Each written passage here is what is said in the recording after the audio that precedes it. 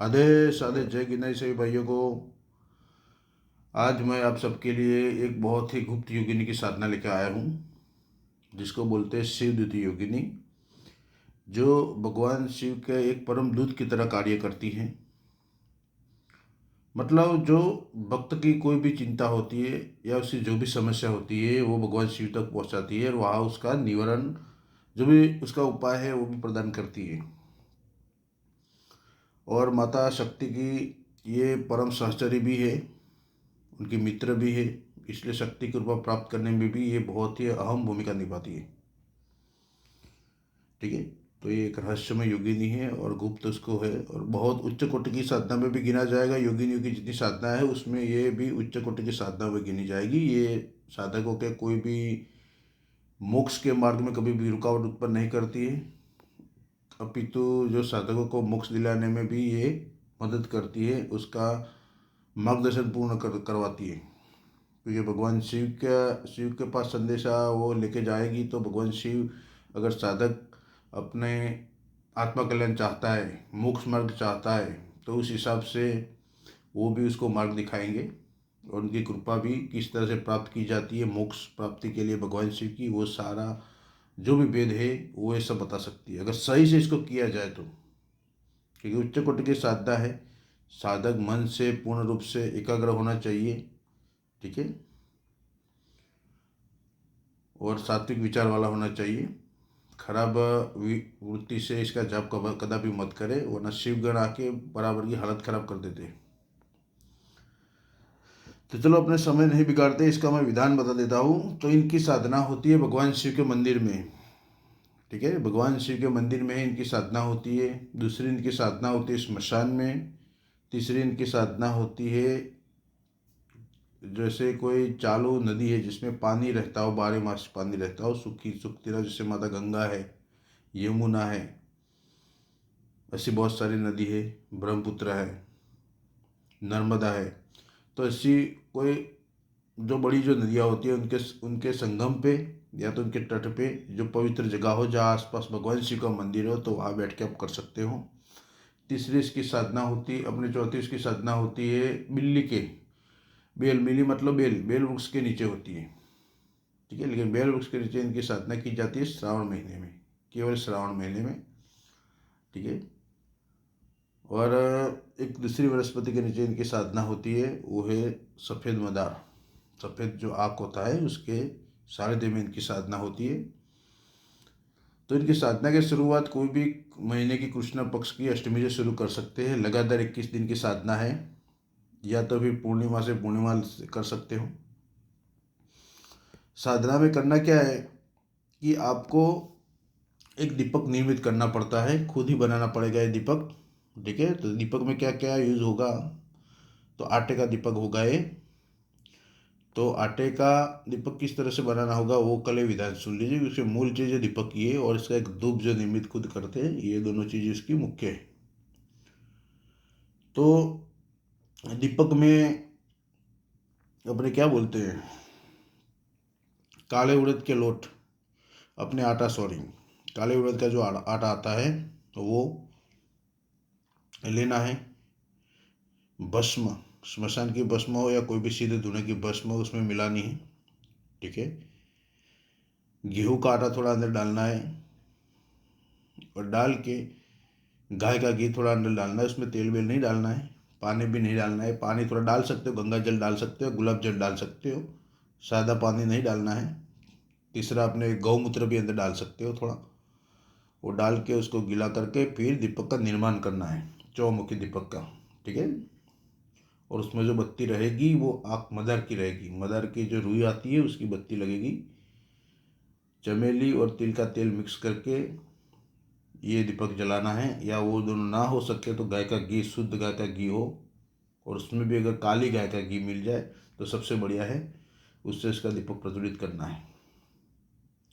और दूसरा उसका बनाना है धूप, जो वहाँ जलाने के लिए तो गूगल, लोबान, उसके साथ अपना देसी गुड़ जो काला होता है उसको, और नारियल जो श्रीफल जिसको बोलते हैं उसका चूरा।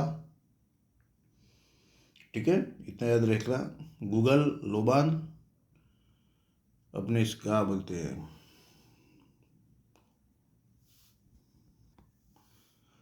गूगल लोबान हो गया, फिर अपना गुड़, देसी गुड़ का, और अपने देसी जो श्रीफल होता, आपने देसी मतलब क्या है, श्रीफल का जो चूरा होता है उसको सूख के जो तोड़ के उसको बनाते हैं, वो चूरा पूरा ये सब मिल के, और आंवले का चूरा, ये सब मिला के कूट के उसको मिला देना है। मिला के वही धूप में यूज़ करना है। उसमें थोड़ा गाय का घी भी डाल सकते हैं, ठीक है। ये धूप में यूज़ करना है, जैसे कोयले जला के यही धूप डालना है, ठीक है। दिशा रहेगी दक्षिण, दक्षिण दिशा में मुख करके इसका जाप किया जाता है। कोई भी जगह पे करो, बात भगवान शिव के मंदिर में करो, या स्मशान में करो, या फिर अपने ये बेल के वृक्ष के नीचे करो, मदार के पौधे के नीचे करो, और या तो चालू जो नदी होती है, जल प्रवाह जिसमें चालू होता है, उसके तट पे करो, ठीक है।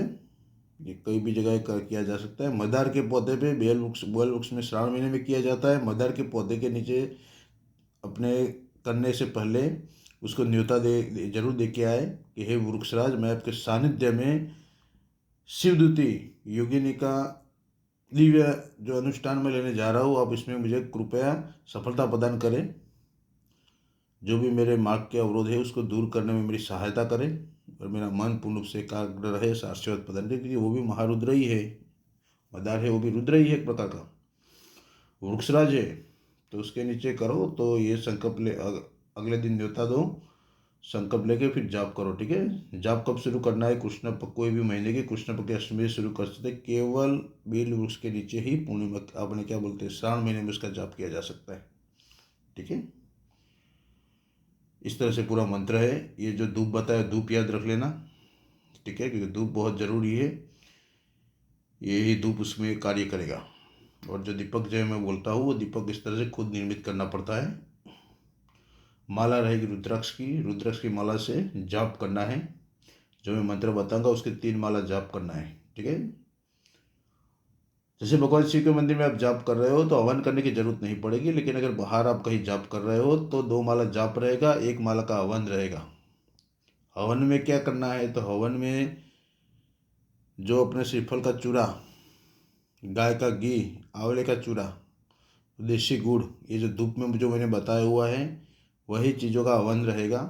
उसके साथ थोड़ा पंचमेवा भी मिला सकते हैं, ठीक है। यही चीज़ का हवन रहेगा, यही चीज़ का धूप रहेगा, यही चीज़ का हवन रहेगा। ये हवन आपको करना है, कर सकते हैं। बाहर बैठो तो अच्छा रहेगा, हवन करो तो हर मंत्र की तरह एक माला गुरु मंत्र कर लीजिए, गणेश जी का पूजन कर लीजिए एक माला का, फिर भगवान शिव के मंत्र का जाप करिए, माता शक्ति के मंत्र का जाप करिए, ठीक है। फिर ये मंत्र की 3 माला जाप करना है, 2 माला जाप रहेगा और 1 माला हवन रहेगा। भगवान शिव के मंदिर में आप करते हो तो तीनों माला जाप रहेगा, वह हवन करने की आवश्यकता नहीं है, क्योंकि भगवान शिव का मंदिर खुद एक हवन कुंड है।